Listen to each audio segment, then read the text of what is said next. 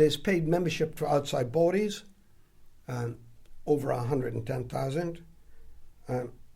We will regenerate new income revenue from other sources, part of which, right, could be street traders, where they're thinking of wiping them out from the town centre. And we'll be looking at the internal costs, right, of travelling costs, subsistence, conferences, and we'll be looking at nearly £1 million of savings. How do you keep control? Let's take the very first thing you said, which was senior managers. You've knocked 30% of the senior management positions off. If you take those off, do you not then have a load of people underneath who are literally uncontrolled? I think what we need to have is a management structure that is appropriate to be able to deliver the services that we require. What we've seen is in recent years since the administration came in, that the senior management costs have delivered by over £1 million, greater than it should have done. There was more directors and group directors that were appointed. Now what we are saying is that we will put an arbitrary figure of 30% to drive down those costs, because we feel that that cost is far too high and unaffordable. You also mentioned hospitality. Now, I know the figure that you were quoting there appeared quite high, but you're talking about generating jobs, creating jobs. Major companies, when they come here, or when they expect to be courted to bring work in, they do expect this level of hospitality, don't they? I'm not talking about something that's reasonable and required, right, in being able to offer hospitality to those people that come in there, and we need to influence them to relocating their businesses within the Swindon Centre. It's not that level of hospitality. We're looking at all other areas of hospitality and setting an arbitrary target to drive down this cost. When you say that, I mean, give me an example, because to simple people like myself, I can't even begin to picture what the hospitality is then. The hospitality is in varying levels, from the type of sandwiches and other things that we have, between meetings, the budgets that are given to directors and group directors for entertainment. We'll be squeezing it. We'll be looking at every area. Every ounce of money, pound and penny that council taxpayers pay in, we will respect in every form and look at all areas of the business performance of council. So effectively, your vision for Swindon in the future is? My vision for Swindon is a greener Swindon. It'll be a Swindon that has a heart, that's compassionate, that deals with communities. It's a town centre that's vibrant, that reflects our heritage. It's an area that we can all be proud of and identify as Swindonians.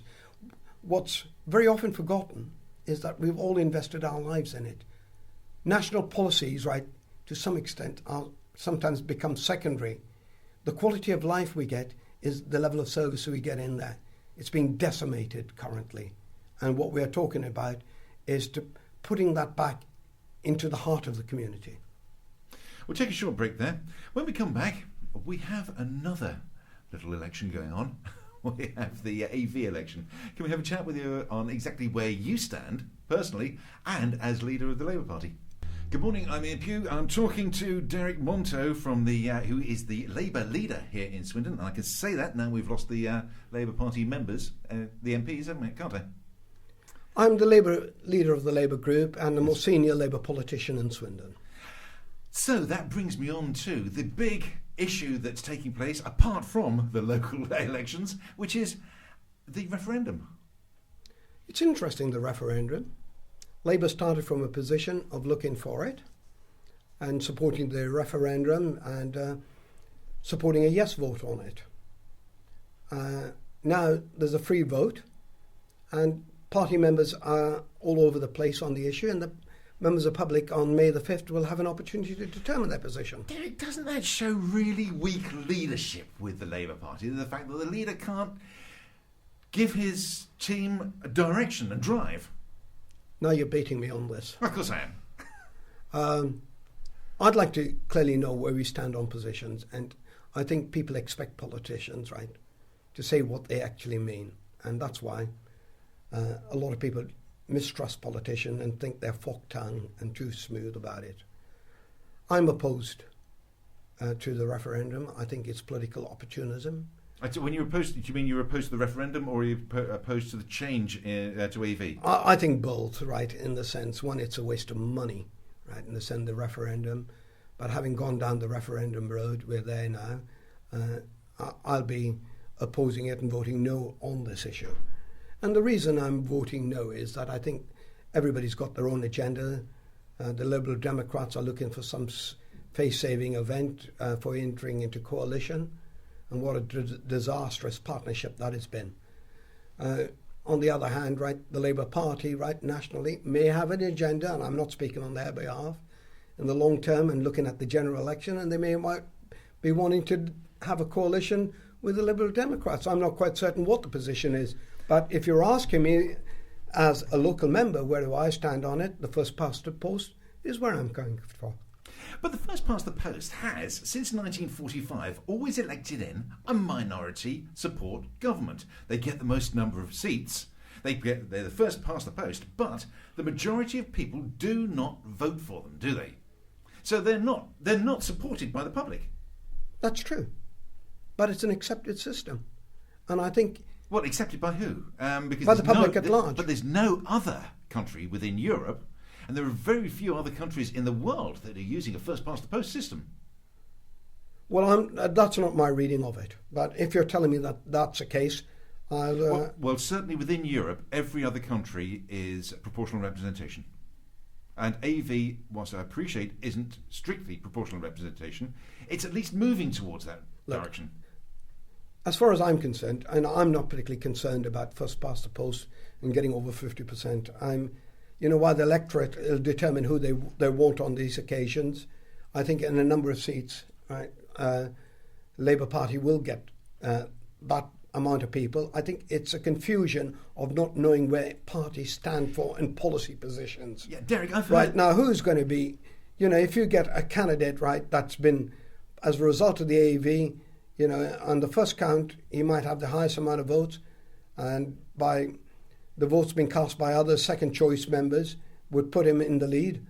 Now, you don't know what he stands for, whether he stands on a Conservative policy or a Liberal Democrat policy or a Labour policy, and it's hard to hold him account. But that's not strictly true, because it is your vote. It's your vote that counts under AV. You have said, I select this person as my preferred choice, but if he can't get in, I would like this person, and if they can't get in, here's my third choice. What's difficult about that? If you feel that way, vote for it. I haven't got a strong view on that. It doesn't present me with a problem.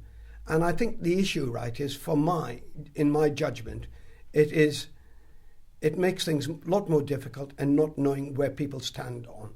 And I think that's what the situation people will hide and the public will find in that process.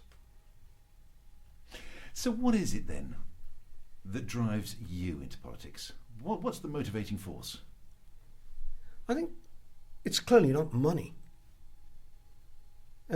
For a Labour opposition member with 4,600 spending from 9 o'clock in the morning to about 9 o'clock at night, and a lot of days and weekends involved in either party political work or as leader of the opposition, it's clearly not that. It's a passion. It's a passion that drives me. People tell me, you've got a choice. It's not a question of choice. It's a question of beliefs and values. The fact, right, is that what drives me is the fact that there's a lot of people within our communities without a voice.